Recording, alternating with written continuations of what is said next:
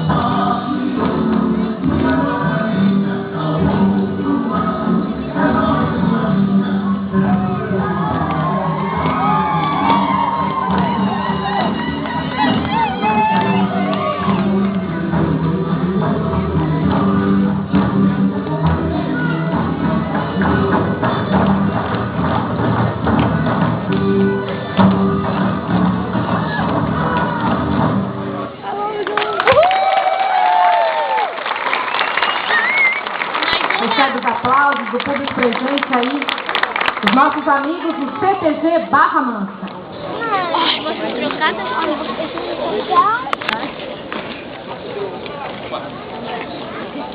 E não importa a idade, desde criança pode participar. Essa é a Invernada Artística do CTG Barra Mansa.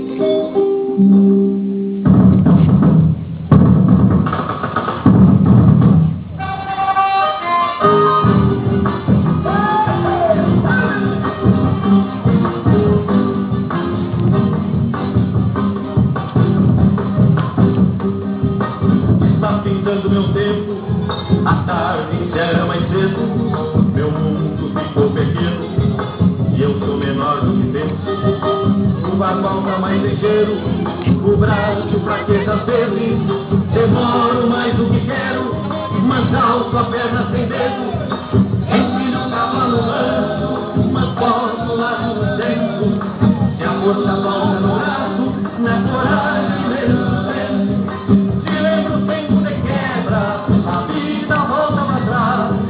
Sou bagual que não se entrega, assim não mais.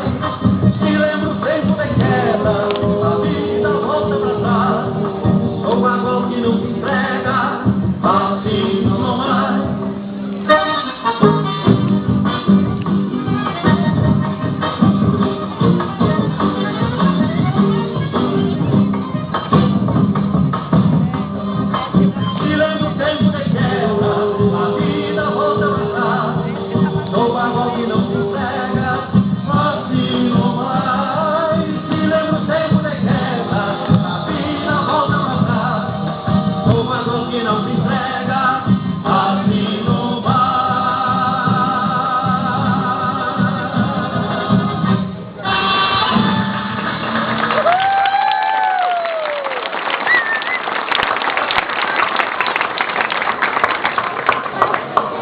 Muito obrigada ao CTG Barra Mansa, que aí abrilhantou ainda mais a nossa cerimônia de inauguração da sede da Fundação Municipal de Cultura.